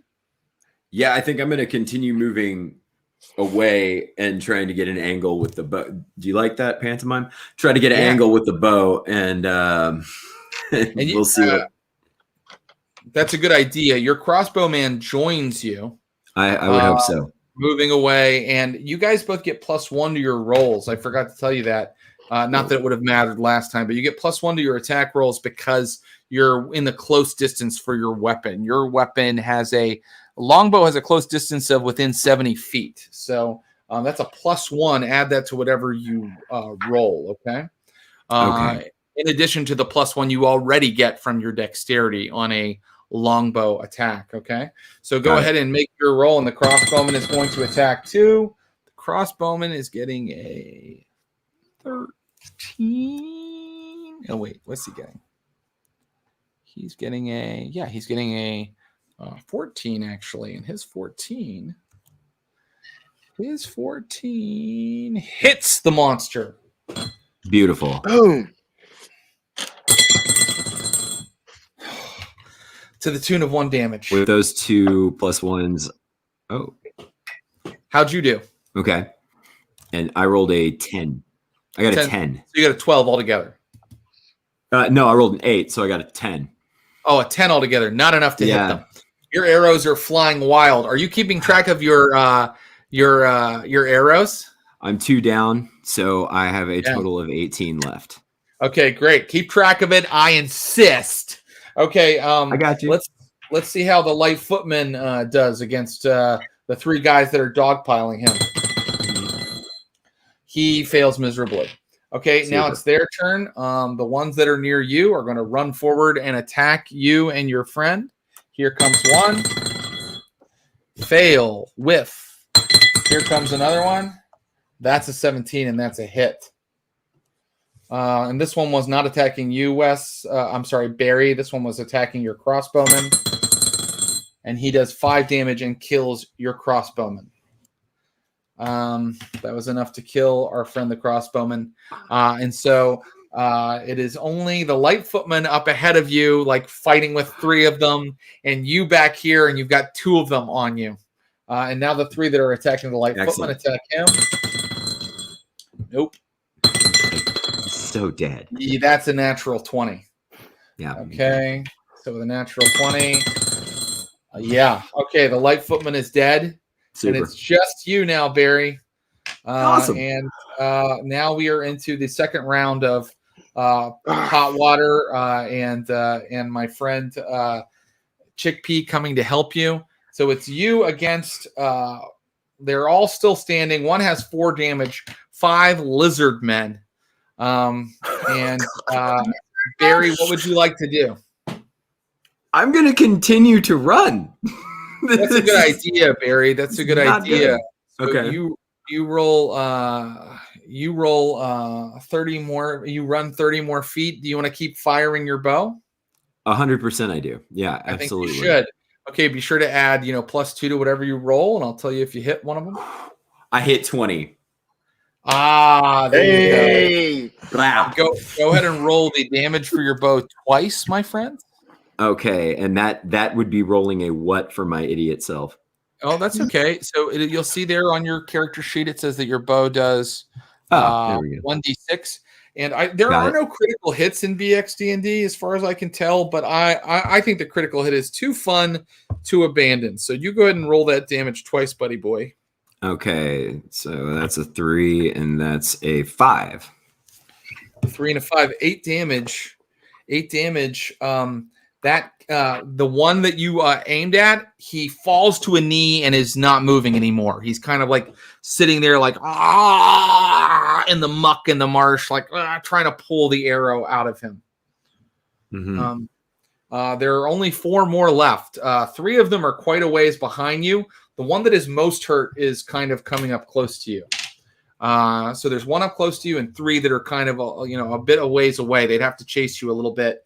I guess what I'm saying is if you could take out this other one, you can get away clean. So but it's not your turn. It's his turn. It's his turn, right? So he runs on up on that crit. The arrow can't explode and like pieces of his carcass can't like kill him. You think this is 5th edition D&D, Wes? No. This is 1980s D&D where there weren't any powers like that. It's hard. You learn lessons from it. This is what we had when I was a kid. We didn't have a lot of money. We had to drink powdered milk and live in trailers. It was hard. Patient trophy. Yes, Yeah. there was no. Listen, you Zennials, you Xennials. Well, I'm 40. This is like the other day, my friend Jackie, who's really funny and great, had me on a comedy show, and somebody was talking about millennials, and it's like, I'm technically a millennial, and I'm 41. Yeah. So when people are talking about millennials, they're talking about like 41-year-old guys who are like, I miss beepers. No, it's that. What do they call it? I want to say oxen free. No. Oregon Trail. Oregon Trail. That's the Oregon Trail generation. It's like that 3-year span. Yeah, there's that little Oregon Trail group, and we're still kind of following the trail into the darkness. Meanwhile, London's like, I've had internet my whole life. I'm totally Gen Z, and I'm just so ashamed. Fully be ashamed. London's like, when do our characters talk about our feelings? We don't, London. This is for people who don't feel anything. Because our parents are divorced. Society these days is because of Gen Z. So thank you, London. Yeah. Y'all are doing great.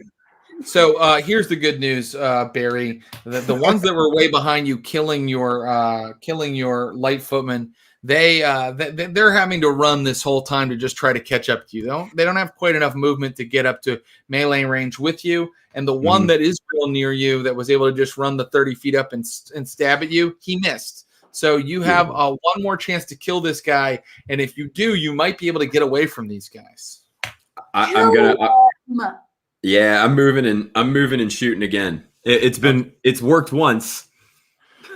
Let's give it a shot. Great. So you move 30 feet again, and you knock another arrow. Keep track of those arrows, my friend Barry, and let loose an arrow. I rolled an 11 with the bonus, so altogether that's 13. Oh, 11 with the bonus. With the bonus. They ought to call this whiffs and why can't I hit? Because it's just not happening for anybody tonight. Whoosh. We're into the third round of your friends coming to help you, so maybe they'll be here soon. I'm going to say that the creatures all sort of are getting to your area now, and the one that's closest to you is going to run up, and he's going to resolve an attack, and his attack is going to be he has a 17 versus your AC of 3. I don't think he hits you. AC 3, and he rolled. No, he doesn't hit you. So the one that's up close to you is just trying to stab you with a spear, but I think that his friends are going to in fact be in melee range now. They're kind of gathering up around you. Whoa, where did Wes go? We don't know. He disappeared. Well, then I guess we better just. No, there he is. I'm here. I'm so sorry. I don't know what. Why did you leave? Because I hate you. Oh, the feelings, they're back. I don't blame you for hating me. I don't blame you for hating me. The guys are around you, but they whiffed against you again. So it's your turn to try it one more time, man. Are you freaking serious? Okay, I move and shoot again. Go for it. I rolled a 19, then 20, then 21. So wicked. Do your damage, buddy. You got it. You for your bow, you have a D6 plus 1. Wicked. That would be a 3 total. 3 total. Not enough to take the guy down, but I will think it is enough that I'm going to roll morale for these creatures. So they see that he's like 1 point away from dying, and I want them sad. They're going to roll their morale, and let's see what their morale score is. In fact, I'll have it right here. It's right here. Oh boy, will we do it? Die of sadness. So be listening to Elliott Smith and cry in your room. Do it. hey. Wait, I have to check if that's really their morale. It says their morale is 12, and I'm like, that's not good, because that means they just will not. Yeah, these guys don't surrender. Oh, good. Yeah. These guys don't surrender. So they don't surrender. But the one that you just took down, he's kind of like, sitting there like with your arrow in him, and he's not really asking for any more guff. Good news. Guess who arrives this turn? Hannibal Hotwater. You've arrived on the outskirts of the battle.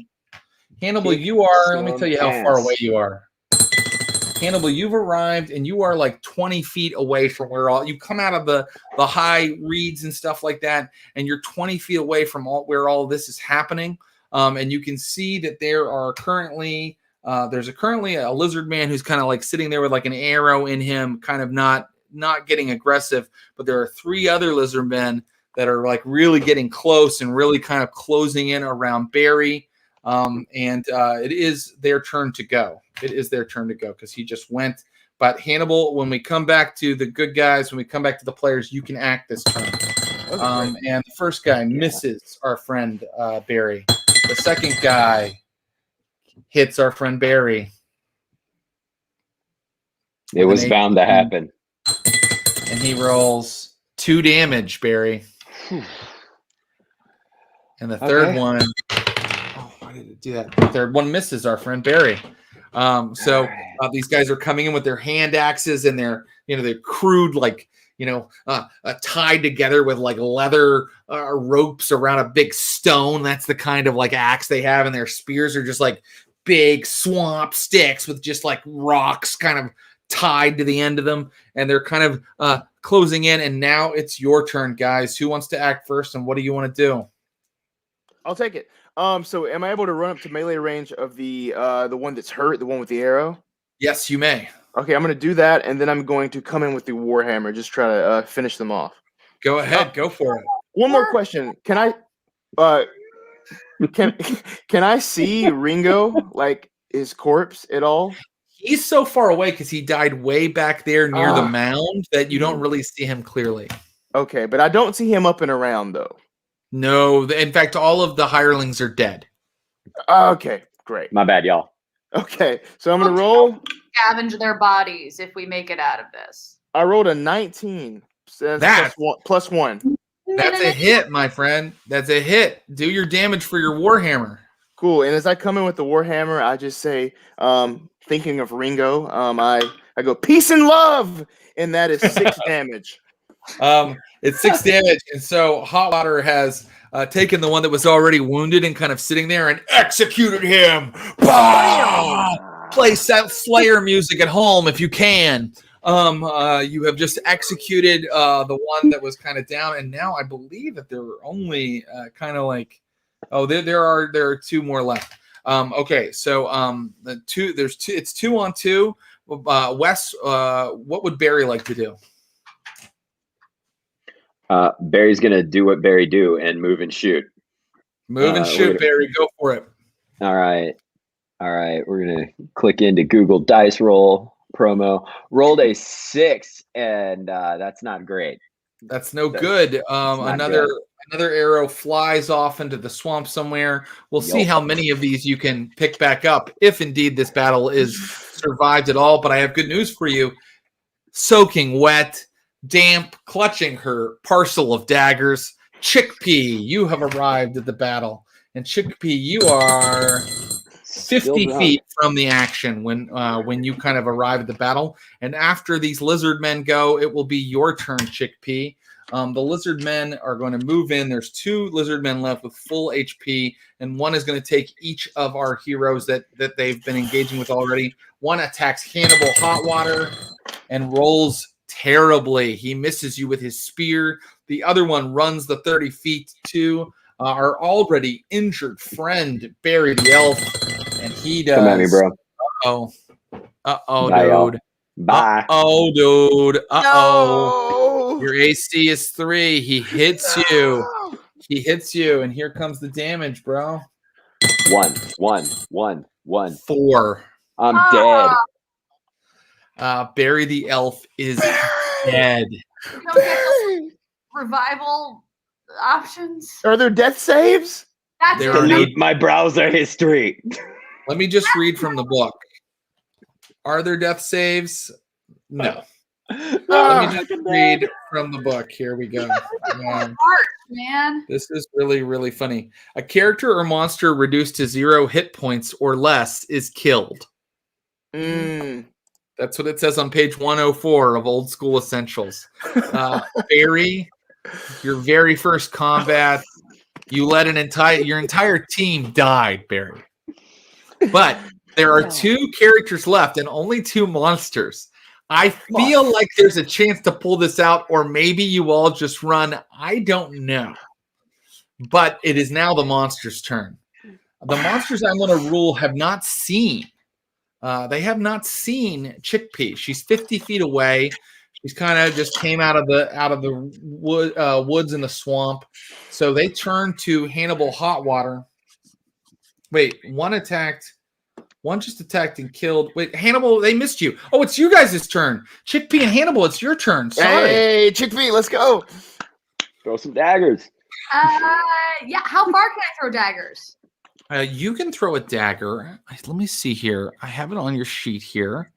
Oh, I didn't bring here. Let me get the range for that. But you can throw them pretty far, I think.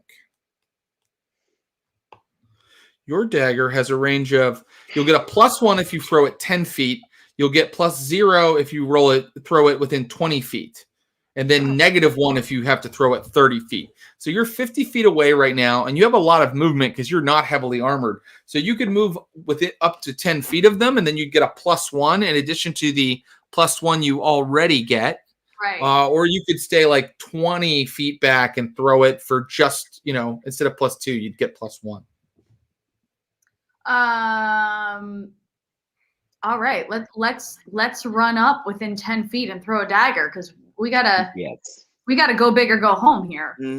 All of a sudden, this berobed magic user comes tromping out of the swamp, covered, soaking wet, and tosses a dagger. Roll the 20-sided die. Oh no! What do I need? You need with your THAC0 of 19. You need to hit a 14. That what? I have to roll 14? Yeah, you have to roll 14. I rolled a 9. You tell me what I did. Okay, no problem. That's it. That's no problem. So you rolled a 9. We'd add +2. We'd add +1 for your dexterity bonus and +1 for being within close range. But still, that's only 11, and it's not enough. Your dagger goes wide. And now, Hannibal Hotwater, it's your turn to be a hero. Okay, question. Am I in melee range, or do I need to hit them with a crossbow? You're in melee range. These guys have been, tried to bash at you the last round. One of these guys did. But you can also move back and pull your crossbow and fire if you'd like. I would not like. I'm going to go again with the Warhammer. Okay. Because running is for Call of Cthulhu. No, 1. Oh. A 1. Okay. If I'm gonna say that there are critical hits, I have to say that there are sometimes critical misses. So I'm gonna rule that. Let's see. This guy gets a +1 on you when he attacks you this time. Basically, your hammer went plump down into the mud, and like it's hard to kind of lift it up out of the gook and the mud. I will say, Wes, we did prepare backup characters, but you guys have to go back to the fort to meet somebody, right? I mean, if all of the hirelings hadn't died, Wes could just be playing one of them right now. But they're all dead. Okay. So in the muck, it's fine. The muck and the murk and the darkness. I haven't even been giving you guys negatives for how dark it is, but it's okay. There's a sliver of a moon. One of them attacks poor Chickpea and rolls not high enough to hit. Oh, wait, no, maybe it does roll high enough to hit Chickpea. Yep, nope, it doesn't. That's not high enough. And now one rolls to hit Hannibal Hotwater and rolls a 1. Its spear too gets stuck in the muck, and you get a +1 to attack it this turn. Ooh, so awesome. Chickpea and Hannibal, what are you gonna do? All right, so I have one that's near me, I guess. That just one that's right on top of you. So you'd have to run away a little bit if you wanted some distance to throw your dagger. Yeah. Okay. I will run and throw. I'm going to go with the berry strategy and run and throw. Are you running more than 10 feet or just the 10 feet so you get that close range bonus? Just the 10 feet because I think I'm going to need a little help. All right. That sounds right. Go for it.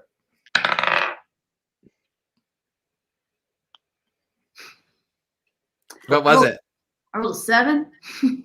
Yeah, that's not going to do it. And remember, you only have, I think, 4 daggers. 4. No, you have 6. I have 6. Now I have 4. Okay. Now you have 4. It goes wide. You don't hit. Hannibal, your turn.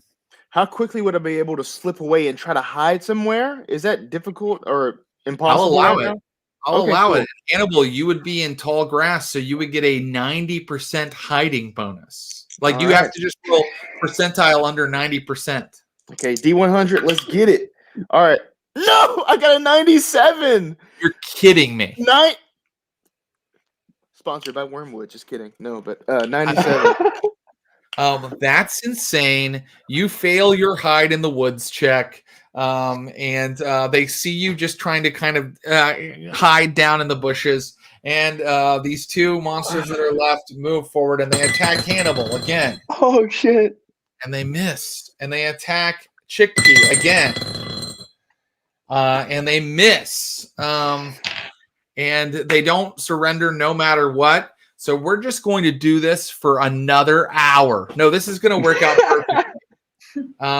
Chickpea and Hannibal, you get another round. Go for it. What do you want to do? And do I know if the one that's chasing me is injured at all? The one that's chasing you is not injured at all.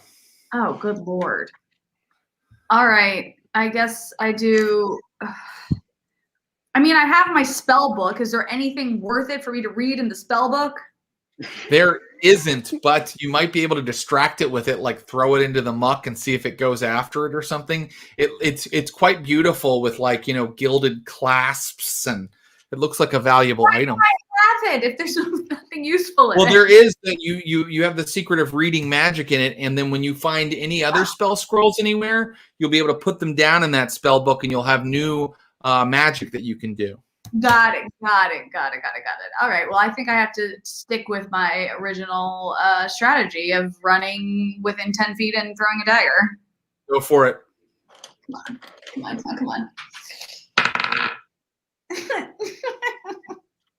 I rolled a 2. Okay. No. Hannibal, your turn. Hannibal's attempts to just put grass on top of his head did not work. So he's just going to swing away again with the Warhammer. This is a 19 again plus the 1. Whoa!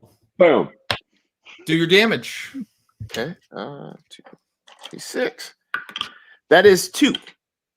2 damage. 2 damage is pretty good. I'm going to say that with that 2 damage, and these 2 creatures look around, and they start making a weird noise at you guys.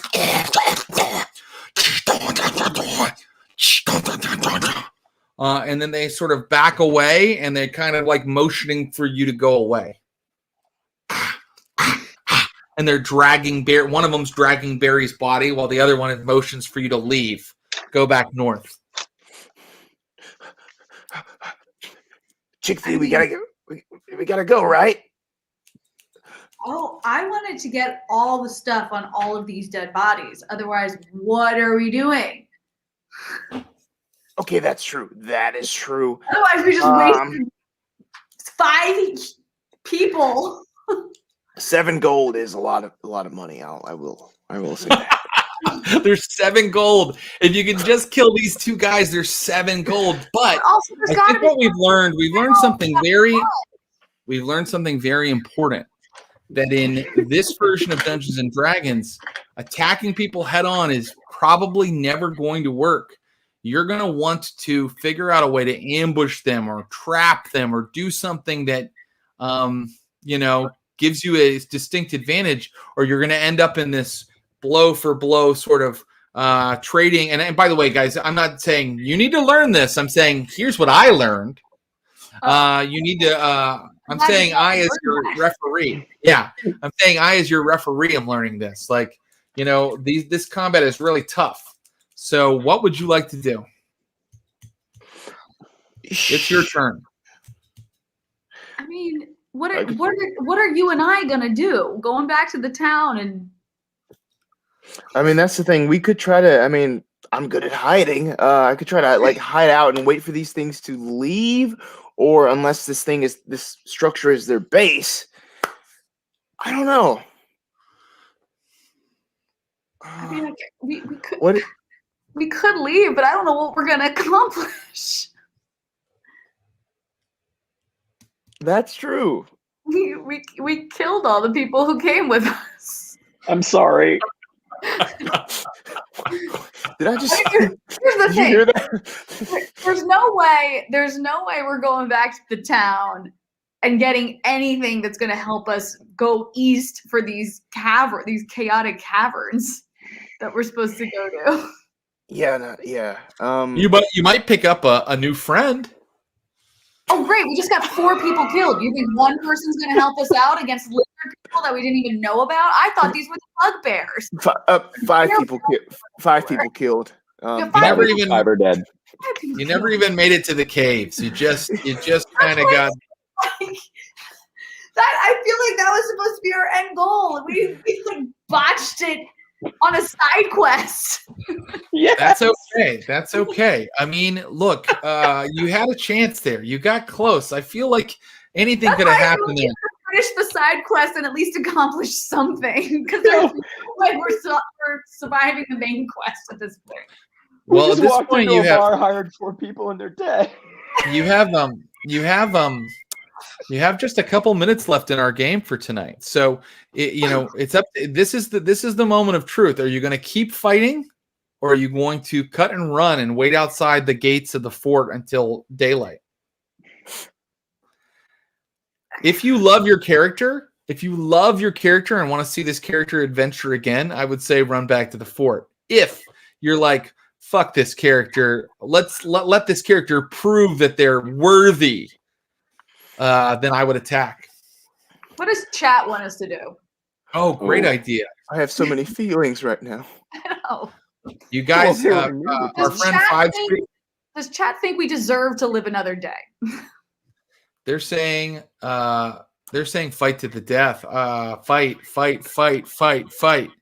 Yeah, fight. Thunderdome, blood sport. 7 go in, 2 come out. Yeah. Okay, well, these guys just are dragging their bodies away. These guys are trying to drag their bodies away and tell you to leave. And what are you guys going to do? No. It's your turn. Chickpea goes, not on my watch. And does a full on just charge at the one that is dragging Barry's body with 2 daggers out. And just like Wonder Woman flies at him to for that, Alison, I'm going to give Chickpea an extra +1. So you may attack with your dagger at a +2 because you're not throwing it; you're just kind of stabbing with it, and you can tell me how it goes. Come on now.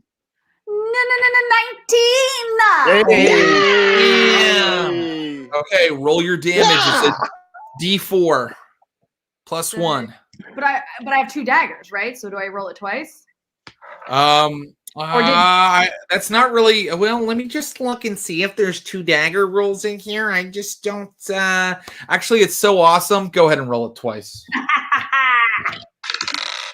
Okay, the first one's just a 1, but it's a 1 + 1, so that's a 2. And then another 2, so 4. Okay. I do 4 damage to this. Good news. 4 is enough to get this guy.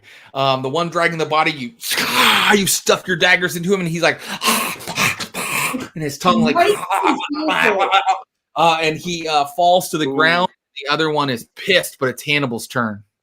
All right. Hannibal says, "I'd like to be under the sea in an octopus's garden in the shade." Okay. Yes, he speaks the old. What? I promise. I'm gonna show you this. Prove it. Prove it. What? I promise. You liar. No, I'm kidding. That's awesome. Okay. Do your Warhammer's damage. Oh. That's amazing.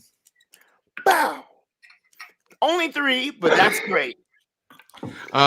3 is enough that this guy is finally going to cut and run. It's his turn this time. So he starts running back to that. All of his friends are down now. He starts running back to that mound. Do you guys want to follow him? No. It looks like he's running back to maybe go inside of it or possibly get friends. You're not sure. I don't want friends. No. Yeah, we can't.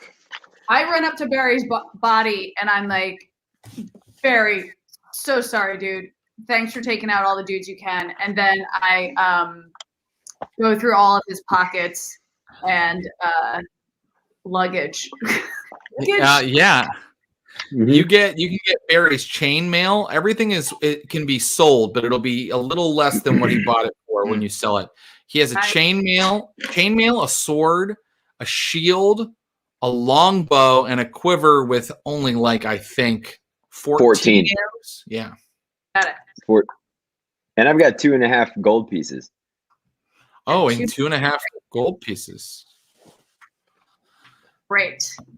Hey, Hannibal, how about you go look at all the other dead bodies? Yes. And Hannibal runs over to the crew. Okay. Of course, you find a crossbow. You find a longbow. You find a sword, and you find a polearm, and then you also find 14 days rations, and 4 water skins. Nice. And 7 gold, by the way. Got our gold back. There you go. You got your money back. As you are stealing from the people that you so horribly ended up killing, you notice that the creature is in fact going back into its mound there in the darkness. Hey, Hannibal, I think now is the time we run back to the fort and wait till sunrise. I agree. Yes, we need to regroup and then actually go to the caves. Yeah. So, we are. Go ahead. Quick, salute to Barry and says, "Thank you, friend elf. You served us well. I will use your arrows wisely." And I say, "God's bless you," and then I kiss him on the forehead. Oh, that's darling. Feelings, Gen Z feelings. But I love that you also just leave his body to kind of decompose in the swamp. We don't have time. Barry would want it that way. I got short arms. This is really funny. So your characters, this is our last moment, by the way. We've reached 2 hours, which is how long we play on the Stream of Blood. Your characters cross the river again. You're moving through the wilderness, and I want you to know that you're very weighed down now. According to the encumbrance rules, I can let you move. Ignore on your sheet, Hannibal. I think I had the wrong movement. Basically, whatever for Hannibal, let's see, you have 60, but you can only move 20 feet right now in a combat situation because you're so weighted down with all of this armor you've grabbed from these guys and the weapons and stuff like that. And you guys are moving up out of the marshland up back to that path when all of a sudden you hear in the darkness and out of the tall grass an enormous jungle cat, a tiger, starts prowling toward you.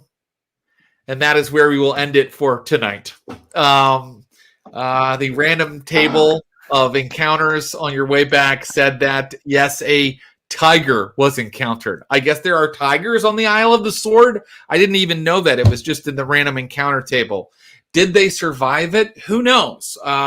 These guys, of course, are welcome back next week, but we also have a whole bunch of other players that are going to play every week. It's going to be a rotating cast. So we'll find out another time. Next time we see Chickpea and Hannibal, we'll find out what the fuck happened to them with that tiger. Thanks.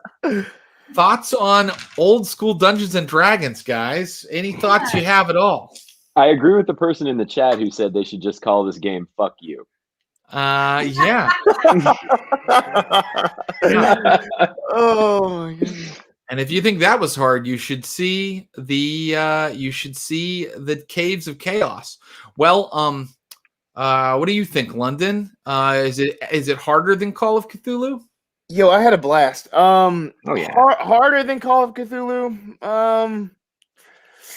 In some respects, I would say. In some respects, but definitely a different kind of ball game that I was not prepared for. But more prepared than Barry the Elf. Rest in peace. But you did survive, though, didn't you? Yeah, it's like you're still alive, indeed. bro. Indeed. So I can't give you any XP for. Oh wait, these guys probably are carrying some treasure too. These monsters that you killed, so you're gonna get some XP. Let me give you the XP that is due to you. Yes. So the lizard men were carrying some coin, and in this game we give out XP based on the amount of coinage you bring back. So the lizard men, they are carrying. I'll tell you that in a minute, but you're going to get XP for killing them. You're going to get 25 XP for all the lizardmen that were killed, and that was 5. So 125 XP each. Only 4 were killed because 1 ran back. Oh, that's true. Thank you, Alison. Thank you, teacher. You forgot to give us homework. 100 XP to each of you, and then let's see. I'll tell you how much gold they had on them. Not very much. They're lizard men.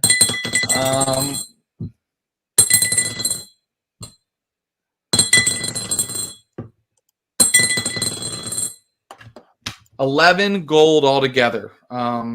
And you guys all count that, so you have 111 XP each. But you'll have to divide up that 11 gold somehow. They do not evil handle. They do not get XP for looting their own gold off of the mercs. I'm not going to allow them to do that. You can split it just half and half, right? So yeah, 5 and 5 and a gold that you split at the tavern if you make it back, and the tiger doesn't rip you to shreds. I have a half gold anyway. I have a whatever that thing was. So yeah, you could break it into into 2 electrums. Yeah, why don't you do that? 5 gold each, and then an electrum piece each. Be sure to add it to your sheet because it is going to be tough for me to keep track of all of the players that we'll have come and play THAC0 Tuesdays with us. Guys, Wes, I'm sorry you died, buddy. It's all right. It's the way it goes. Are you mad at me? I'm very mad. I'm gonna journal super hard tonight.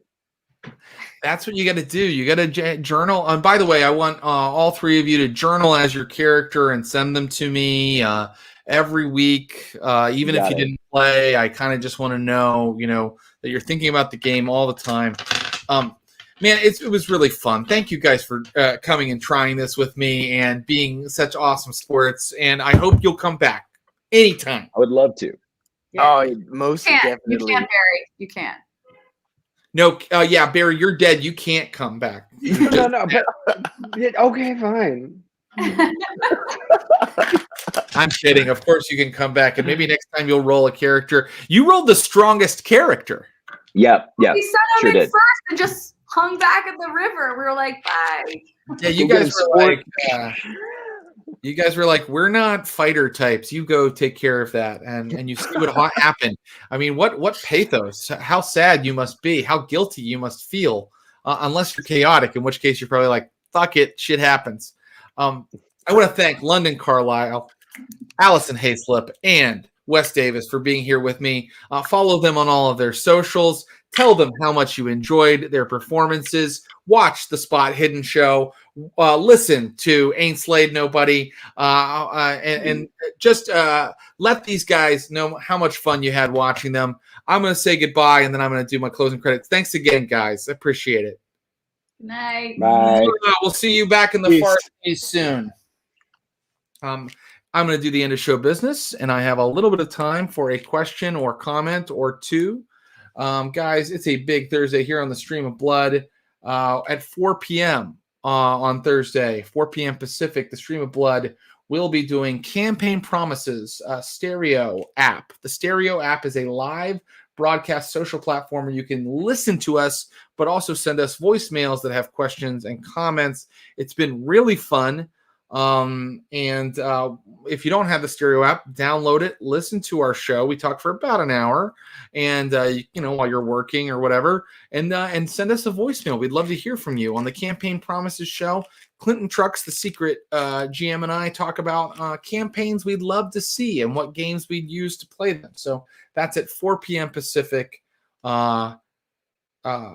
this Thursday. And then this Thursday also at 6 p.m. Pacific, it's another supersized tale of the Neptune Society with Rhett Miller, Eliza Skinner, Will Weldon, and Will Baser of the Ain't Slayed Nobody podcast. You guys, if you haven't heard Ain't Slayed Nobody, you really should check it out. If you love cowboys and you love Cthulhu, then you'll love Cowboys and Cthulhu. So check out Ain't Slayed Nobody Sunday at 10 a.m. PT, our new time. We will be having Vampires of Pittsburgh lockdown with our stunner cast of Ashley Birch, Abubakar Salim, and Ross Bryant. Stream of Blood is and always will be and still is a podcast. Please subscribe, rate, and review it on your podcatcher of choice. And if you do that, it'll let people know we're here and that we do good work. Original artwork and maps for THAC0 Tuesdays were from Will Pottorf. You can see more at willpottorf.com. Spread the word about the Stream of Blood. Follow us on Twitter, Instagram. We're on Twitch. Subscribe for extra benefits. By the way, I will soon have the answer to the winner of the Neptune Society HQ contest. Lady Hypatia has received your entries and will make a decision by Thursday. The best way to connect with us is on Stream of Blood's Discord, the server of blood. Please hit us up there. And we can also talk to you on Facebook if you really insist. All right. Anybody have a comment or a question? Is this going to be a weekly thing? Yes. We're going to keep doing THAC0 Tuesdays. And we are going to look. I think that today, we saw one aspect of how these games work, which is that they are tough. Dungeons and Dragons used to be hard, right? And it even really challenged me, frankly, as a game master, because I feel like I had to figure out how to make the combat interesting, and it was tough. That 20-sided is a swingy die, but I am committed to playing old school dungeon crawling fantasy for you guys with these 1980s rules. And did anybody guess what the module we were playing is? Does anybody know what the module is? It's a very famous old module. Okay. Well, Jared, they did, but it was 2 hours ago. Oh, right. I'm asking again now. That's it, baby. That's right. It was the Keep on the Borderlands. And if anybody's ever looked through that, you know that it is a challenging module by the king himself, Mr. Gary Gygax. All right. Well, thank you guys for being here. Thanks for hanging out. We will be here again next Tuesday and on all those other dates I mentioned. I want to thank Brian Baldinger and Clinton Trucks, my producers and partners. I want to thank Megan Arch, our social media manager, Matt Moynihan, our YouTube content producer. We are dropping a bunch of new YouTube videos on you. We put one up today. And I want to say that Garrett Ross created this little logo you see right here, and that Andrew Orvidal created our opening animation sting. Clint, who did that music that you put up for the THAC0 Tuesdays? That was royalty free. I'm not sure. Royalty free. I'm not sure. I thought that was you on piano because it sounded, and it also sounded like your girlfriend Megan's snare drum style. But okay, if it was someone you got off the internet, I believe you. That's today's show. We'll see you back here real soon. Until next time, happy gaming, you son of a bitch. Bye-bye.